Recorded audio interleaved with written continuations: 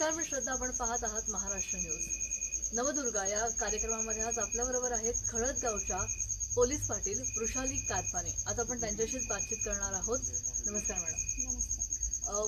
Police Patil म्हणून कार्यरत असताना काय तुम्हाला कशी ही प्रेरणा मिळाली तुम्ही या क्षेत्रात याल म्हणून? लहानपणापासूनच माझे एक स्वप्न होते. लहानपण खानवडी या गावात गेले आणि हायस्कूलला मला मुंजवडी येथे यावं लागत होते.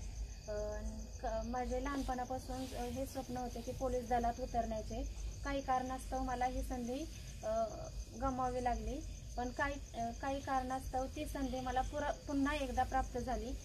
या संधीमध्ये सर्वात मोठा वाटा मी माझ्या मिस्टरांचा सांगू इच्छिते. कायदा आणि सुव्यवस्थेमध्ये काम करताना तुम्हाला कुठली आव्हानं येतात? यामध्ये अनेक प्रश्नांना किंवा अनेक अडचणींना मलाही सामोरे जावं लागते, जेणेकरून रात्री अपरात्री आम्हाला केव्हाही किंवा 12 वाजता 1 वाजता म्हणा किती वाजताही कॉल जरी आला तरी आम्हाला अनेक म्हणजे घरचे प्रश्न सोडून बाहेरचे प्रश्न सोडवावे लागतात. तसेच बाहेरचे प्रश्न सोडवताना अनेक अडचणी निर्माण होतात, जेणेकरून एखाद्याचे कौटुंबिक समस्या असतील, आर्थिक समस्या असतील, तसेच शेतातील समस्या असतील, अनेक वादावाद असतील, त्यांना शांत करणे किंवा त्यांचे प्रश्न समजून घेणे व त्याच्यावर तोडगा निर्माण करणे, अशा समस्यांना पोलीस पाटील नक्की काय काम करतात, काय सांगाल? आमच्या प्रेक्षकांना काय माहिती? पोलीस स्टेशन व गाव यातील दुवा म्हणजेच पोलीस पाटील.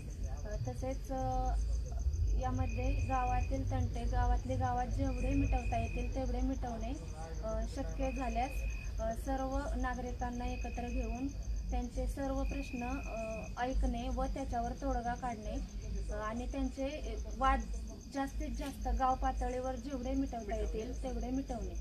पोलीस पाटील म्हणून काम करत असताना असा तुम्हाला काही अनुभव आलाय का, तो तुमच्या नेहमी लक्षात राहील? हो, सुरुवातीला एक अनुभव आला होता माझ्या म्हणजे माहितीत.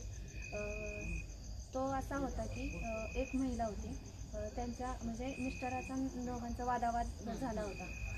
तर त्यावेळी आम्हाला 12-1 वाजता फोन आला होता.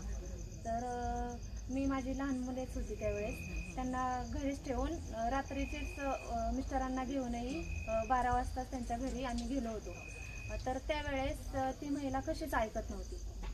तिला म्हणजे अनेकदा सांगण्याचा प्रयत्न केला किंवा समजून सांगण्याचा प्रयत्न केला तरी ती ऐकत नव्हती आणि त्यांचा हा वाद म्हणजे मिटलाच नाही शेवटपर्यंत. शेवटपर्यंत मिटलाच नाही. तर तो असा वाद म्हणजे शेवटपर्यंत मिटलाच नाही. हा वाद माझ्या कायम लक्षात राहील. येत्या काळात काही मुली असतील, महिला असतील, या क्षेत्रात येऊ इच्छितात, त्यांना तुम्ही काय सांगा?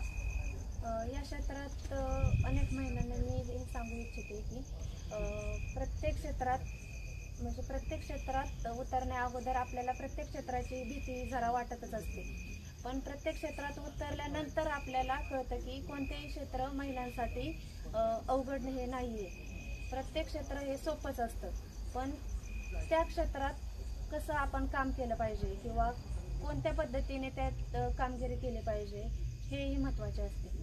आणि तसेच मी महिलांना सांगू इच्छिते की घराबाहेर पडल्याशिवाय कोणतीही महिला साक्षर किंवा प्रत्येक समस्यांना तोंड देऊ शकत नाही. एक क्षेत्र तुमचं असं आहे की तुम्हाला अहोरात्र कधीही तुम्हाला अपरात्री तुम्हाला जावं लागतं, तुम्हाला कधीही फोन येतो, तुम्हाला जावं लागतं. यावेळेला तुम्हाला कौटुंबिक सहकार्य कसं मिळतं? हे काम करताना म्हणजे अगोदरपासूनच माझ्या मिस्टरांची मला साथ म्हणजे पहिल्यापासून पूर्णपणे मिस्टरांची मला साथ आहे. ते म्हणजे ते प्रत्येक काम करताना मला प्रत्येक वेळेस सांगत असतात की तू पुढे हो, मी तुझ्या पाठीशी उभा आहे. तसेच मला लहानपणापासून माझ्या मुलींचेही अनेक प्रकारे साथ मिळाली आहे. तसेच मिस्टरांचीही अनेक प्रकारे ही कामगिरी पार पाडत असताना अनेक प्रकारचे मदत किंवा पाठिंबा मिळाला आहे. असा कधी अनुभव आला आहे का की मुलींची परीक्षा आहे, तुम्ही त्यांना सोडायला जाताय शाळेमध्ये आणि तुम्हाला अचानक एखादी केस आली आहे किंवा तुम्हाला अचानक फोन आला, तुम्हाला जावं लागतंय, असं तरी प्रसंग आलाय का? हो, असा अनेक वेळेस प्रसंग आलेला आहे. तसेच माझ्या मुलीही म्हणजे लहान असल्यापासून त्यांचा मला पाठिंबाच आहे. आणि ते प्रत्येक वेळेस आवर्जून सांगतात की तू पुढे जा, आम्ही मागचं मॅनेज करू किंवा आमचं परीक्षेचं आम्ही आमचं बघू, तू तुझ्या कामाकडे लक्ष दे. हेच खूप महत्त्वाचं आहे. जेव्हा आपल्याला कौटुंबिक सहकार्य मिळतं तेव्हा कुठलीच महिला ही पाठीमागे नसते. ती नवदुर्गा या कार्यक्रमाच्या निमित्ताने तुम्ही महाराष्ट्र न्यूजच्या महिला प्रेक्षकांना काय संदेश द्याल? या निमित्ताने मी असा संदेश देईन की प्रत्येक स्त्रीने हे पहिलं साक्षर झालं पाहिजे. त्यानंतर अनेक समस्यांना प्रत्येक स्त्रीने स्वतःच्या समस्यांना स्वतः सामोरे गेलं पाहिजे. प्रत्येक कामात पुढे गेली पाहिजे. तसेच